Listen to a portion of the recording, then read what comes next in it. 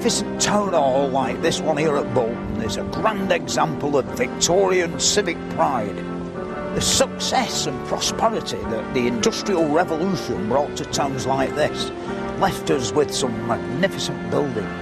The Victorians loved to have everything beautifully ornate, very pleasing to the eye. The ornamentation were almost as important as the building itself. The look I've been taking at the construction and engineering skills in the building of Britain has at last brought me to my favourite period and some of my favourite buildings. Definitely the great age of Victorian splendour.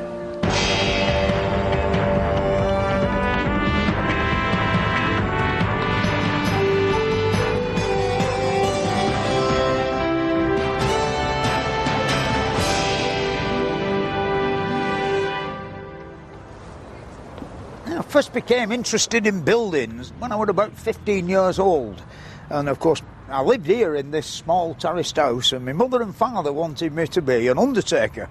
Now, I didn't fancy that, you know, so I got on my bicycle and I pedalled off to the Youth Employment Bureau, where they fixed me up with a job as a joiner. My work as a joiner got me into some of the splendid mansions that the cotton mill owners and bleachworks owners have built. This actual house was built by a bleachworks owner.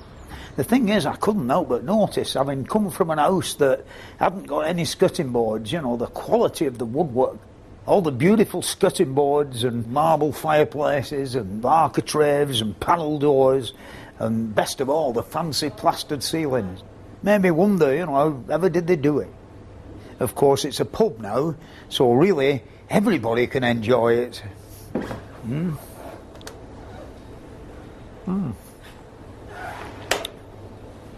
The Victorians went to great lengths to make things pleasing to the eye, whether it were a great civil engineering project or something as small as a window catch. The great detail, you know, much more ornate than what we do these days. On their buildings they did all this ornamentation on a really grand scale, something I was able to see at close quarters. About 30 years ago, when I was in my prime, I got the job of repairing the lantern on top of this town hall behind me. Then I thought, you know, I've reached the pinnacle of my career.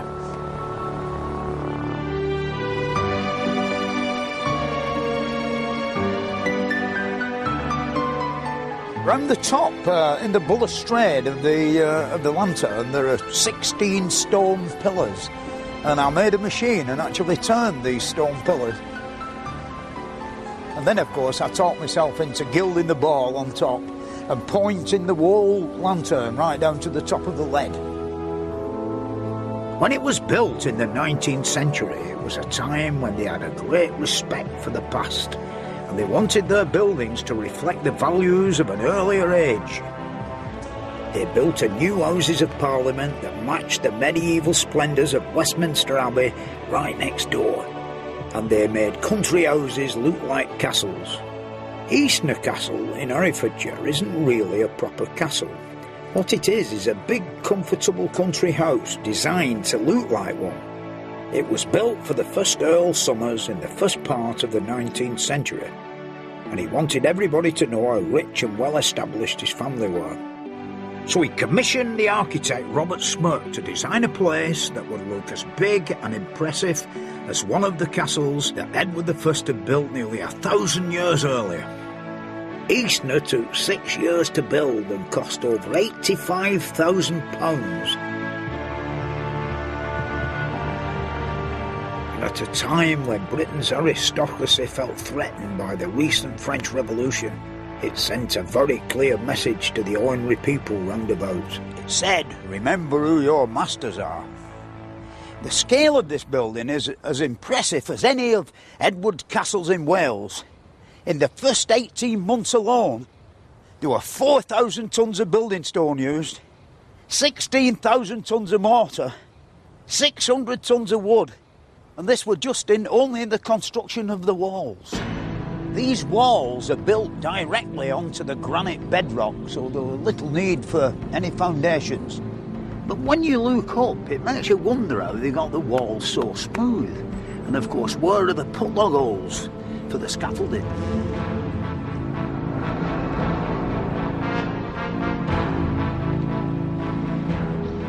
they make the archways so big?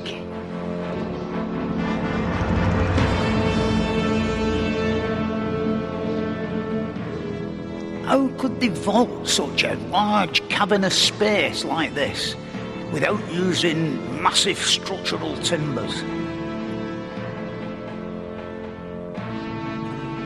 We can find out such a lot about Smirke's building techniques and the way he went about doing things because of all the records he left behind here at Eastnor Castle. And this is James, the current owner, who's got all these wonderful plans and things, and he's going to tell me a few tales and read me a few letters about it. Good. Yeah. Yeah, well, we're very lucky that we've kept these. It is a very good record, both of drawings and of letters describing the process. And I think one of the first things to notice is there was a huge amount of stone required for the house. They were very keen to quarry it locally. So in the original estimate, which is here, which was for a total bill of £82,000 approximately. It's incredible, that, isn't it? They said, we don't expect to take the stone more than 5 miles. But in fact, when they looked locally, the stone was mostly granite round here, but actually they had to look elsewhere. There's a letter here saying, I'm sorry to say we must abandon all hope of procuring building stone from the ground westward of the house. Yeah. So then they went to look a bit further. And that's how he came down to the Forest of Dean, and the house is built of Forest of Dean sandstone. Very obvious, Mr. Smirke kept very tight controls over the finances and his accounting system. The one we've already seen is this costing for the whole building of £82,000. And the interesting thing is at the end it had cost £85,000, so it was only £3,000 over budget. Yeah. But this account is interesting because it shows how he was drawing on craftsmen from around the country. And there's some, obviously some London. very busy ones in London, from Smith Street. One from Carlisle. And then finally, at the bottom of the list, he's put his own bill in for £1,641, 11 shillings and twopence. It's quite obvious he used a lot of, new techniques for that period. I think Smirke was prepared to use modern methods, or what were becoming modern methods then, and introduced cast iron into the house. I think there was a shortage of wood at the time that the castle was being built, so although a lot was cut here, they still needed more wood or support material. What they could find. What they could find. So Smirke used big cast iron beams to support the structure and to enable us to have these large roof spans, which otherwise could only be managed with arches. So, Fred, this is the biggest cast iron beam we've got in the house, and you remember seeing a picture of it on the drawings downstairs. It's a cast iron bearer, and this was fitted in 1818, just as the castle was being topped out. And you can imagine in a much older building there would have been a massive stone vault to support the superstructure. We do at least know who the people were who actually reckoned they did the job, Mr. Penn and Mr. Worth, the joiners. Well, it's amazing there's only 2 of them. They must have been fantastic men. They'd be the ones who were literate, maybe. They could write. There'd be a big army of labourers as well. Yes, exactly. Over here, you'll see there's something inscribed which describes one of the things that happened at the time that the beam was actually being fitted. In memory of this day's events, July 13th, 1818, John Worth, George Clark, George Botto, James Curry, all stoped a quarter for being too late by John Penn and J.G. Clerk of Works. So they missed out on a bit of money for turning up late. The reason for the great cast iron beam at Eastnor Castle is to actually hold up the front wall of the tower, you see, because this wall on this tower is situated roughly halfway along the Great Hall. So instead of building a great big arch like the Normans would have done, they've cast these 2 iron beams. They're held together by big bolts with big square-headed nuts. The whole roof's made of iron. There's no wood at all. The only wood involved is the actual ceiling, of the Great Hall. When you get up there inside the roof space, you find that they're all units. They're all like pieces, say, 8 feet long, with dovetails on the end and mortise holes and pinholes and holes for keys to be knocked through. So the rate of assembly will be very quick. And of course, there's no, you never get dry rot in it and woodworm and all that. It'll be there in 1,000 years if you keep going up and giving it a coat of tar every now and again. Mr. Smirk made very clever use of cast iron in the building of the castle, not only for the structural part of it, but the ornamental bits as well. I mean, if you study this staircase here, at first it appears to be made of wood, but these actual posts here are cast iron. And of course, the way that they would do this is to make, first of all, a wooden pattern and bury that in the sand in a moulding box and then pour in the molten iron. The great beam that we looked at up in the rafters would be made in exactly the same way, but on a much mightier scale.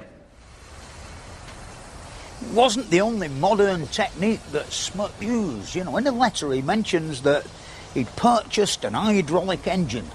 Now, at this time, 1818, steam engines were, being used to power various sorts of machinery, no doubt stone saws and all sorts of things, big wood saws and all of that. Here in my garden, I've got a steam engine that would do all the same things that Smirk's men would have needed to build the castle.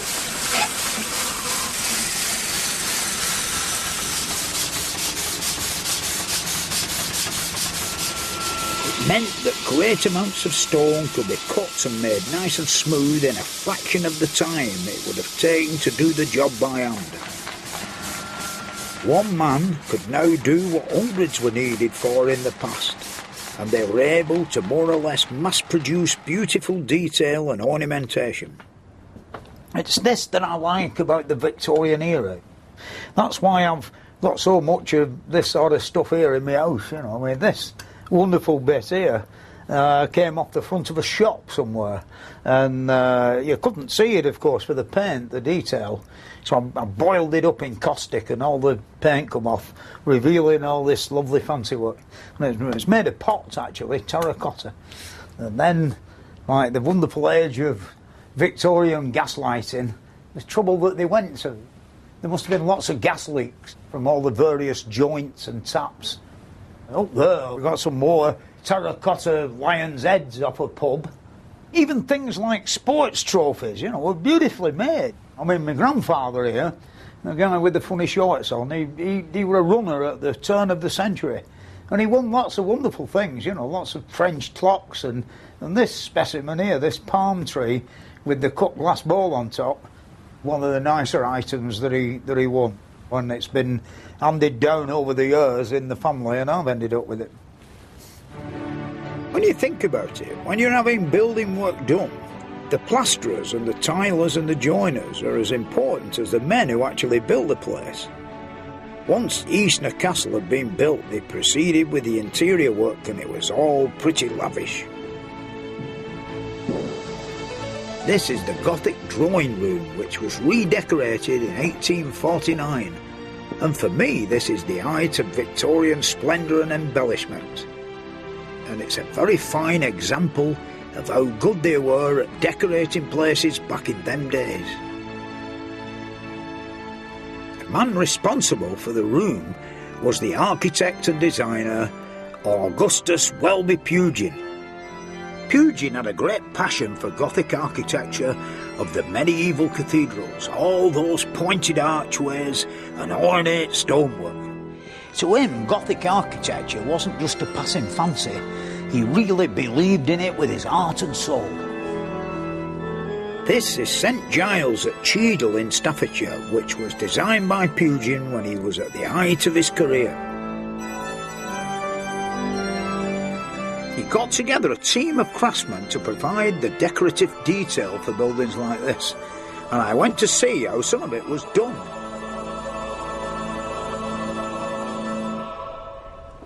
Pugin's beautiful tile designs were actually manufactured by Herbert Minton, and Chrissy is going to let me have a do at making one in exactly the same way as they did.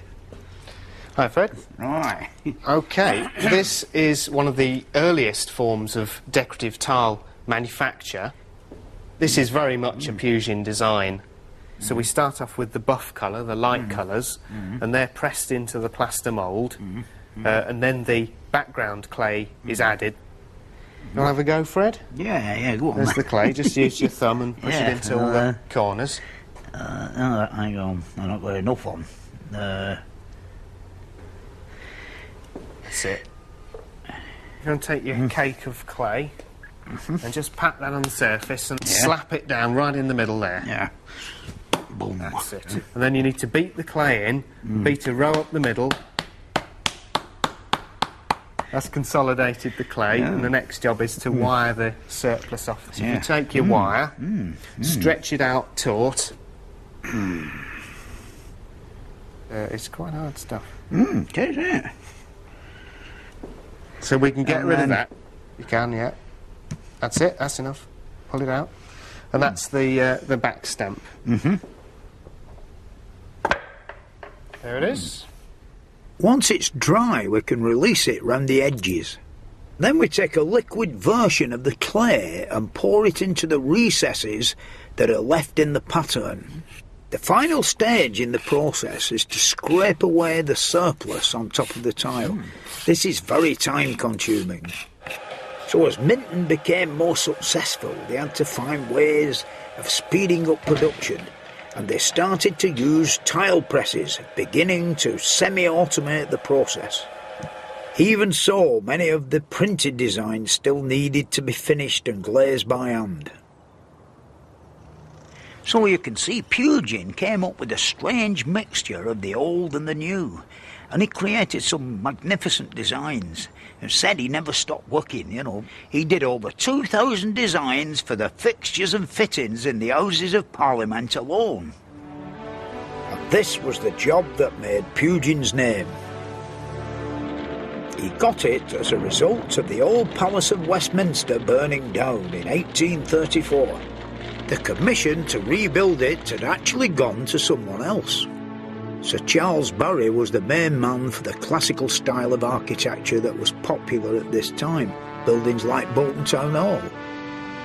But the contract for the job stated that it had to be in the Gothic style, which wasn't really his thing, so he turned to Pugin for help. It was quite acceptable for Pugin to marry a modern building with the ancient Gothic style, and that's exactly what he did with the Houses of Parliament.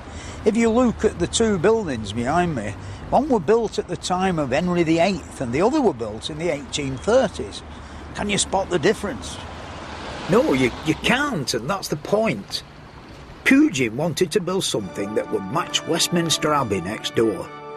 So what Ian Barry did was to blend what was left of the medieval palace with their design, and they came up with a splendid new palace that would be a fitting home for Britain's government.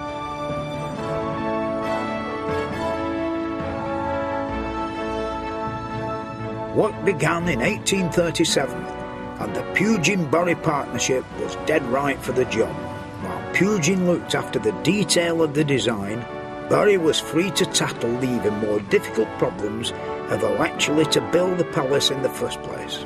As you can see, it's a building site today, but in 1836 it would have looked pretty similar, but for one or two things. The fact that there would have been quite substantial scaffolding, I should imagine, not even fir poles, you know, big 8-inch square blocks of timber, and really grand platforms for working on. The other thing, like, there wouldn't have been any cement mixers, there would have been maybe a steam-driven mortar mill, and of course winches for cranage for lifting up the stones. The fence they erected to hide the work was made out of wood in those days, not wire mesh. But behind it, the workmen would have been doing very much like what they do today. Laying pavings, mixing mortar, flattening the surface with steamrollers, all that sort of thing. It would have been a hive of activity using all the most up-to-date machinery of the day. Even though it looks medieval, there's a lot of quite modern materials been used in its construction. You know, I mean, in medieval times, you know, everything were wrought iron, you know, it had to be banged with a big hammer in a fire. Here, there's the great use of cast iron everywhere. Like, all the roof is cast iron plates, and there's a lot of cast iron girders and beams inside. So this building, although it mimics the cathedrals of the Middle Ages, the site, you know, when it was being built, would look very similar to them cathedrals, apart from the modern aids of the 1830s, like the steam engine. In order to get the foundations for the Houses of Parliament so close to the shoreline of the river, come up with an ingenious solution of, like, building a cofferdam. That means driving a great row of wooden piles into the bed of the river and making them safe, and then caulking up the seams, same as they did the decks of ships. And then, of course, they would pump the water out of the banking side where they were going to do the foundations for the wall of the Houses of Parliament. They, of course, would have had steam-driven pumps where I'm siphoning it out, or most of it. That's it. Now, the builders now could proceed to put in the foundations. They put a slab of concrete in 10 feet thick in the bottom and then started with the masonry. And once the palace was built, it was left up to Pugin to decorate its interior.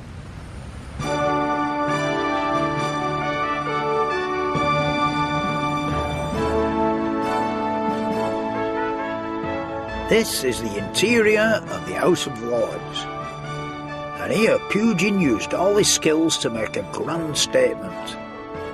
He busied himself with every detail of the decoration, from the detailed carvings to every piece of its 1,100 items of furniture.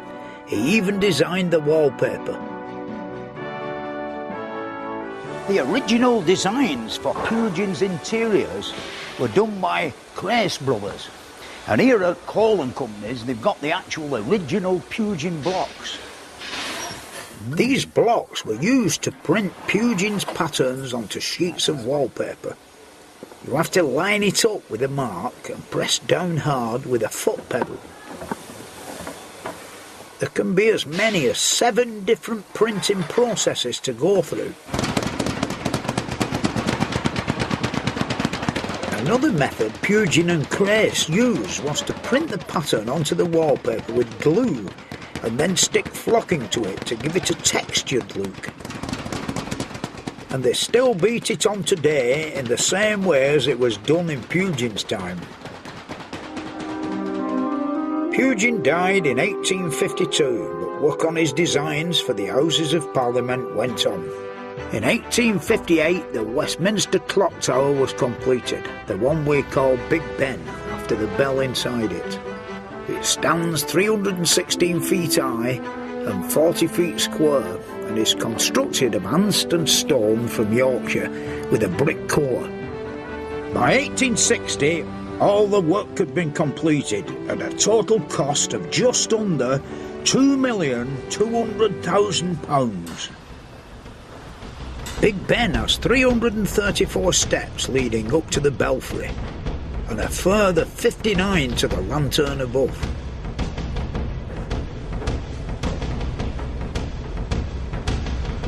When they built this tower, they installed a steam hoist to raise up all the machinery for the clock and the bells, and I suppose all the cast iron work that forms the lantern on top of Big Ben.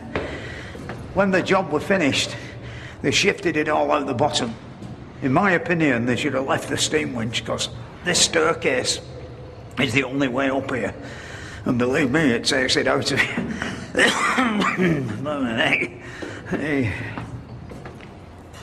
These are the original clockworks that have been here since 1859. It used to take 6 men 8 hours to wind up the clock with these handles at each end.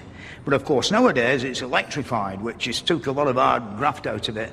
But there's still certain bits of it that are hydraulic, like this one here in the middle. This has got to be done once every 2 days, you know. And it's fairly hard work, believe me.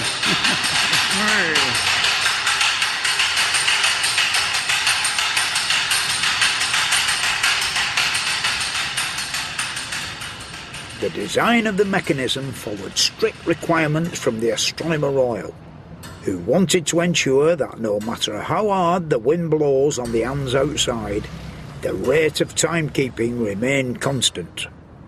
They couldn't control the temperature though. Over the seasons, the pendulum expands and contracts with the heat. So these old pennies are used to adjust the weight. Each penny makes the clock go faster by 2/5 of a second. In 1976, they had an unbelievable disaster here in this tower, you know, the mechanism on the chiming side of the clock.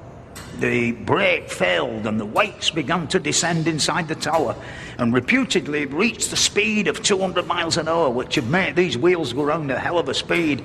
And of course the centrifugal force got so great, the frame blew to pieces and the wheels danced about all over the place. It only took 13 hours to get the actual clock mechanism going again, but it took a further 9 months to get the chiming side right.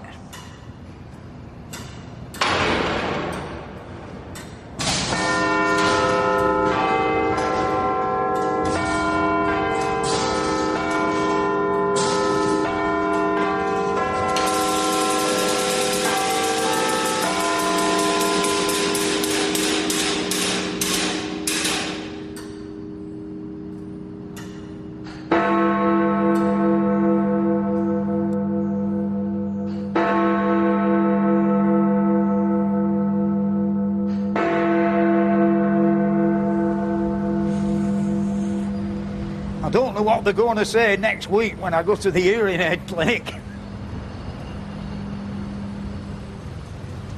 There are 4 quarter bells which chime the introduction to the great hour bell, Big Ben. But it isn't the original Big Ben. The original one was cast at Stockton-on-Tees, but it shattered under the weight of the hammer when it was first hit. So they had to melt it down at Whitechapel and recast a new one. 2 months after this particular bell was installed, 2 more cracks appeared. And of course here you can see where they chiselled in to find the true depth of the crack. There were no radiography then, you know. Then, to solve the problem, they moved the wall bell round a quarter of a turn and reduced the hammer by almost half its weight.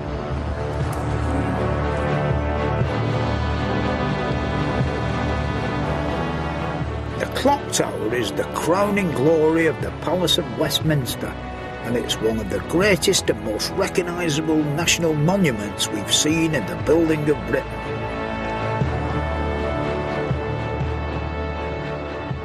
While we've been going about on our travels, we've met a lot of craftsmen of all sorts, you know, wallpaperers, plasterers, lead men, everything, you know, stonemasons. And it's so nice to know that there are still craftsmen and crafts-ladies about who can still do this type of work. The big enemy now really is time. Everything comes and is erected in a matter of months and not years like it used to be in the olden days. A stonemason working on a cathedral, he got out of bed in the morning and his only great worry would be the sharpness of his chisel and how good his hammer were and his dinner maybe. And he'd work away all day for possibly just for food and a gallon of bitter or a gallon of brown ale. If you want to do a beautiful building job, it takes time. They spent hundreds of years on some of these places, and what we see today is a wonderful example of Britain's creative genius over the centuries. From the solid stonework of the great medieval castles and cathedrals, through the growth of the country house between the 16th and 18th centuries, to the elaborate grandeur of Victorian Gothic. All of them are a credit to the people whose vision and craft and sheer hard work have made Britain what it is today.